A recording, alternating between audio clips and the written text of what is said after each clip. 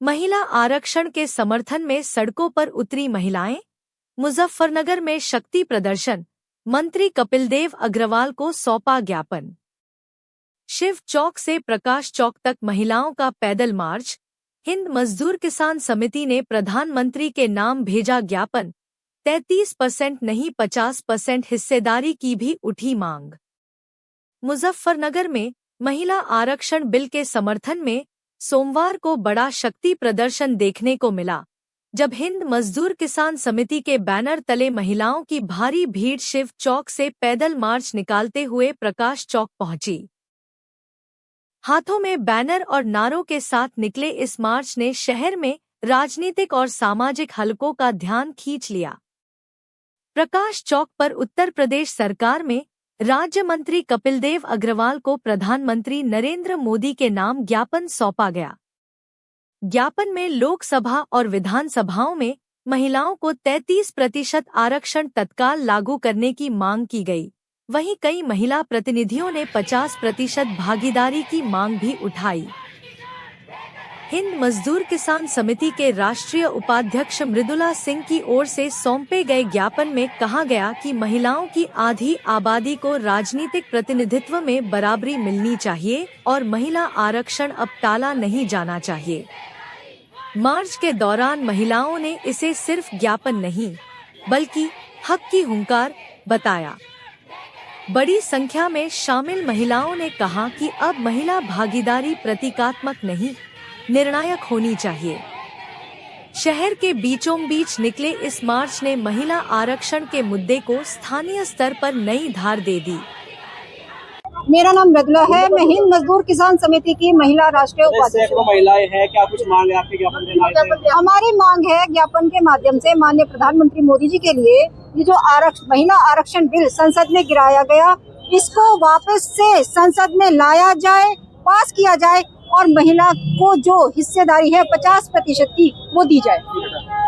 इसकी लापरवाही मानते हैं जैसे बिल गिराया गया, इसमें सबकी जो संसद में बैठे हैं सबकी लापरवाही है, सबकी मिली भगत है। 2023 में पास हो चुका था, फिर दोबारा इसमें संशोधन की क्यों बात आई?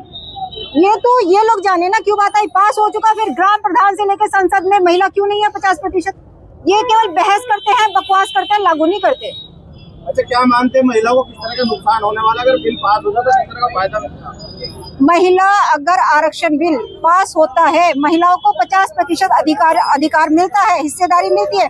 संसद तक आधी महिलाएं होंगी जो महिला, क्योंकि देश को महिला और संथी चला सकते हैं। लेकिन सरकार तो 33% की बात कर रही है। नहीं चाहिए हमें 10, 20, 30 हमें नहीं चाहिए, हमें 50 चाहिए, क्योंकि आधी आबादी महिलाओं की है। आधी आबादी महिलाओं की है तो 50% हिस्सेदारी हमारी है, हमें आधी हिस्सेदारी चाहिए। ज्ञापन दिया, किसके नाम आपने ज्ञापन दिया है? ये दिया है प्रधानमंत्री माननीय मोदी जी के लिए। विपक्ष खुशी मना रहा है इस बात को लेकर। विपक्ष से पक्ष से हमें कोई मतलब नहीं है, हमें मतलब है जो ये महिला आरक्षण बिल आया था, अपनी हिस्सेदारी हमें ये चाहिए। विपक्ष कह रहा है कि सरकार लागू ही नहीं करना चाह रही थी पहले, जब हमें मतलब नहीं है विपक्ष से पक्ष से, हमें कोई मतलब नहीं है। क्या नाम है आपका? मेरा नाम मोनिका, मैं राष्ट्रीय हिंद मजदूर किसान समिति की उप सरपंच हूँ। आज ज्ञापन दिया मंत्री को, क्या मांग है?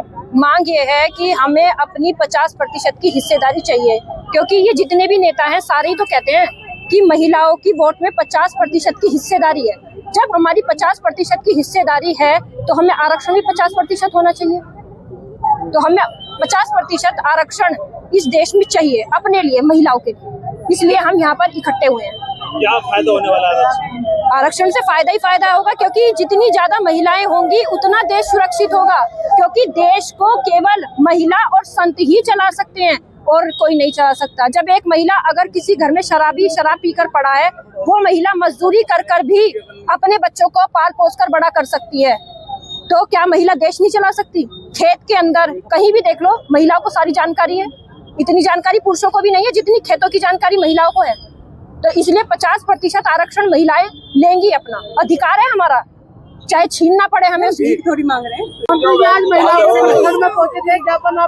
देखिए, इस समय मैं यहाँ लाला लाजपत राय चौक मुजफ्फरनगर में हूँ और हमारी विधानसभा क्षेत्र के अंदर ये हजारों की संख्या में मातृ शक्ति, जो पूज्य गुरुदेव चंद्र मोहन जी, जो क्रांति गुरु के नाम से जिनकी प्रतिष्ठा है, और जो युवाओं में नशे से मुक्ति के लिए जाति विहीन संगठन बनाने के लिए काम करते हैं, ऐसे हजारों की संख्याएं महिलाएं तपती धूप के अंदर एकत्र होकर मार्च पास करती हुई यहाँ लाला लाजपत राय चौक तक पहुंची हैं।